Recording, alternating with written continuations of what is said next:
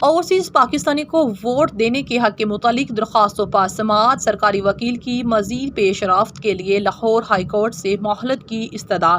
Lahore high court نے آئندہ سماعت 27 جون 2022 تک ملتوی کر دی۔ سرکاری وکیل نے دلائل دیتے ہوئے کہا کہ اسمبلی نے بل منظور کر لیا جو صدر پاکستان کے پاس ہے، حتمی منظوری کے بعد عدالت کو باقاعدہ آگاہ بھی کیا جائے گا۔ لاہور ہائی کورٹ نے سرکاری وکیل کی استدعا کو قبول کر لیا اور سماعت 27 جون تک ملتوی کر دی۔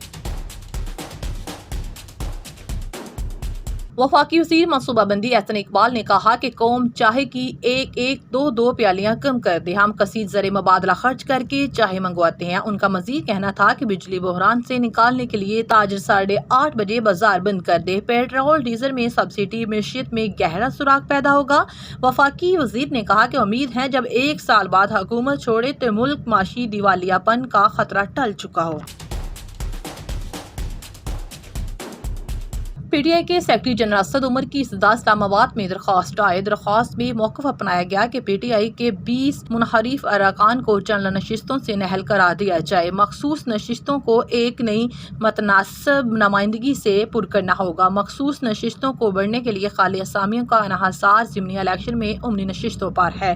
طریقہ کار یہ ہے کہ ہر پارٹی کو اپنی پارٹی کی فہرست پیش کرنی ہوتی ہے۔ ڈالر کی اونچی اڑان جاری، ملکی تحریک کی بلند ترین سطح پر پہنچ گیا۔ انٹر بینک میں ڈالر مزید 1.54 پیسے مہنگا 205 روپے 40 پیسے کا ہو گیا۔ اوپن مارکیٹ میں ڈالر کی 206 سے 208 روپے تک ٹریڈنگ۔ آئی ایم ایف نے پاکستان حکومت کی طرف سے اٹھائے گئے اقدامات ناکافی قرار دے دیے۔ آئی ایم ایف نے کہا کہ آپ مزید قرض نہیں دے سکتے۔ آئی ایم ایف کا حکومت کو مزید اقدامات اٹھانے کا مطالبہ کر دیا۔ ان کا اہم مقاصد کے لیے مزید بجٹ میں اضافی اقدامات اٹھانے ہوں گے۔ مطلوبہ نتائج کے لیے بجٹ میں رد و بدل کی جا سکتی ہے۔ وزیر اعظم شہباز شریف کی زیر صدارت وفاقی کابینہ کا اجلاس۔ وفاقی کابینہ کے اجلاس میں سیاسی معاشی صورتحال پر بھی غور کیا جائے گا۔ پاکستان مسلم لیگ نون کے رہنما شاہد خاقان عباسی نے کہا کہ مشکل فیصلوں کی تکلیف پی ٹی آئی نے عوام کو دی۔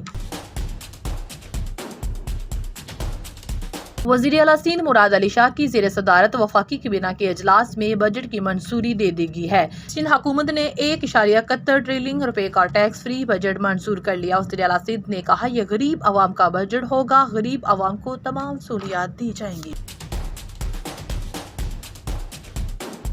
پی ٹی آئی کے چیئرمین عمران خان نے اہم اجلاس طلب کر لیا۔ اجلاس عمران خان کے مزدوروں سے خطاب سے پہلے ہوگا۔ اجلاس میں مہنگائی، الیکشن کمیشن اور مختلف سماعتوں پر بھی بحث ہوگی۔